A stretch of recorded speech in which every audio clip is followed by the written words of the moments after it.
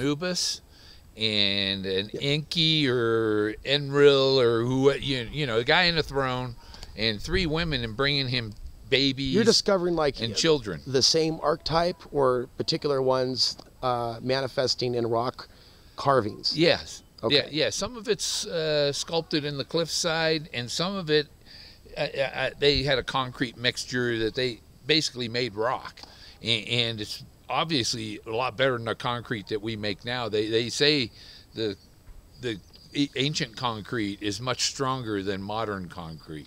Well, what do you know about what science officially recognizes about the Clovis Indians or what they were carving? Well, Dennis Stafford says that we know that they're probably the Solutreans that came over across the ice sheets during the Ice Age. They didn't cross the ice bridge from Asia. They crossed over from Europe to here. Or they left from here and went to Europe. We don't know which direction they went. But being these ruins, I think, are much older. Well, the Egyptians may just be ancient Coloradans. Right. They came from here. Thoth is known as the Atlantean. Mm-hmm. He came from Atlantis. Well, if you found Thoth in an older environment, that may be where, and it's in the Americas, that's like, boom, that's Atlantis. Because this question has been raised in other arenas, in other ways, how knowledge can transcend continents, and something like this can happen to where there's a monument to a particular deity, or where there may have been. Yeah, and this one has, the Thoth I found has a man clearly riding on the back of the ibis, holding on to the back of the ibis's head, and riding on that bird. So Thoth, he had a spaceship. That was, he knew flight, or he probably created flight. He knew how to fly. Mm-hmm. And that they're demonstrating that while he's riding a bird. But I think he may be doing his flight in his mind. He was having out of body experiences doing all these things and traveling through the universe and seeing the planets and being exposed to it, because there's all kinds of Amaritas and Muscarias up there.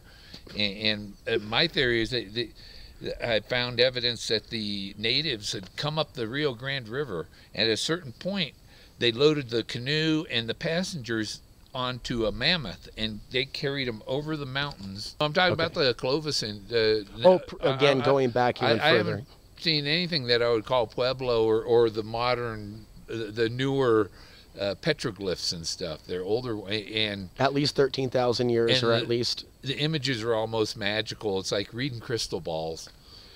So Thoth, for those that don't know, he's believed to be a Atlantean, according to this is the Emerald tablets. That's yes, and Egypt, who's known as the Atlantean. Even in Egypt, they knew he came from Atlantis. His place was destroyed in the Great Flood.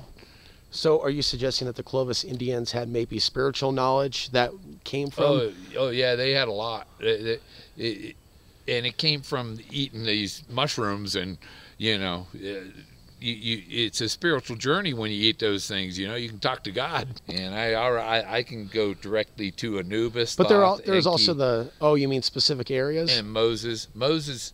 Some of the stuff, like Moses, he's standing on a mammoth parting the Rocky Mountains, and so the newer story of parting the sea is a similar thing, except Moses parted the mountain and showed him the passage over the mountains to go from east to west. It was like Lewis and Clark finding the Northwest Passage. So, you know. And by the way, to those watching, the neighbors usually don't have a presentation like this on ancient archaeology, and they don't hear much from me. So this is probably really entertaining for going down the line. And he's holding his scepter out here, and his scepter is like a cup. And inside the top of the scepter is a vortex, and there's people going up a ladder.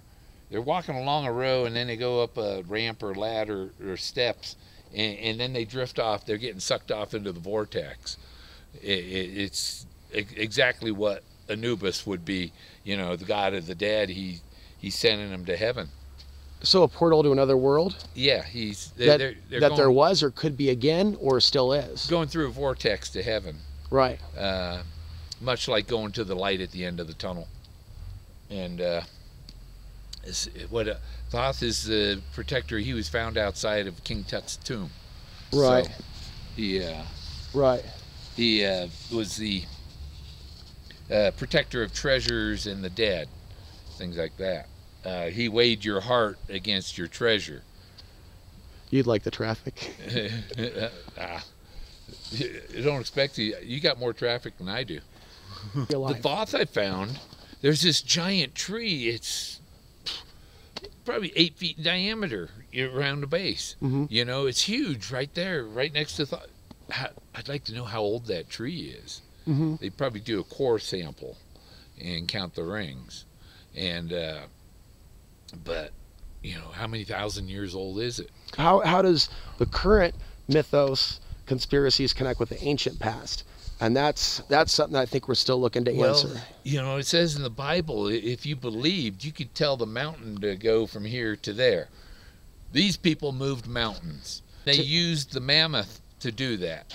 The mammoth was their F-250, their pickup truck. That was their special. You know, they didn't. What do I need a car for? I got this big old elephant here, and Moses was probably a mammoth shepherd.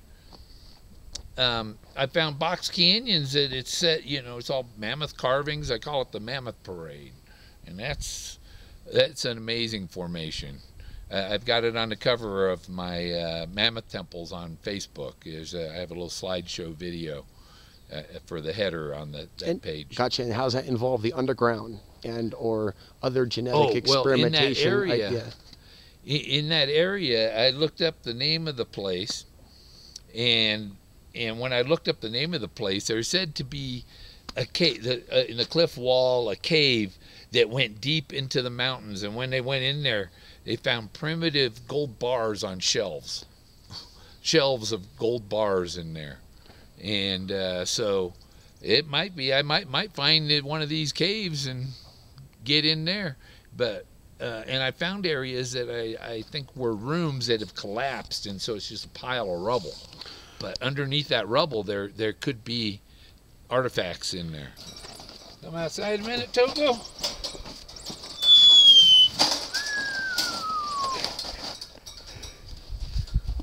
As the animals around the forest go, there's a new bird here. You gonna bark? Bark, Togo. No, that's not a bark. Bark. Call the dogs.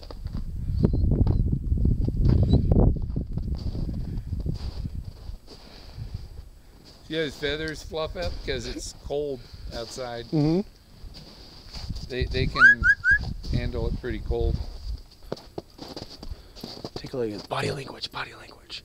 See, Cat he's stands up. afraid of her. What's that? The cat gets closer. Brave cat. Alex answered kitty. Gets closer to the dog. Dog backs away. You want to say hi to the Power of the kitty. Oh, he wants to pee on the tree. See, watch, see. Oh, he peed on your. See peed that on your barbecue the cat's fuel. like, wait a minute, no, that's not approved. This is my turf. What's happening here? Is there a new? Oh, we know where the cat box is. Yeah, that's the cat box. It likes its off-grid cat box. Yeah. Yeah, but they're yelling. They're yelling over there. Yeah. I think Kathy Bates lives over there.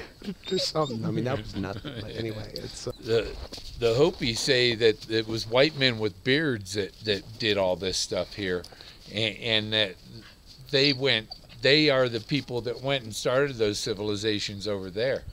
So that there goes back to the Atlantean and Anubis and everything coming from here and going over there during the Ice Age. That's an interesting detail to add in, you know, to the earlier video. And then Atlantis, I think there was one of them a landslide at Canary Islands. The volcano there slid in the ocean.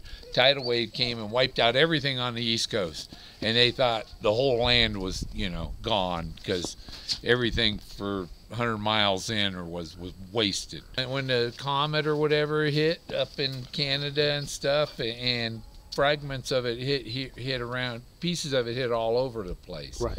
Because there's vitrified rock and stuff, and it's proof that there was some extreme heat. You know, you only see that like at the meteorite crater in Arizona. And so you know, it's melted rock and burnt rock, and I've seen some that was art that was melted into rock. And so I think they had optics and stuff, because they were able to tell that this little cave spider had this little arm that it used for mating. That's the big thing in the Nazca lines. There's a spider, and it's actually a microscopic spider. Calm, child. Relax, child. Jack. See that made an effect? No. There's something over there or something. Like what? Oh, another dog, right? You might have seen a squirrel. Other pets? Yeah, other dogs. You might have seen a squirrel or a rabbit or a bird. Because this is Dog Central here, just all around 360. There's a werewolf over there. Yeah. I figured.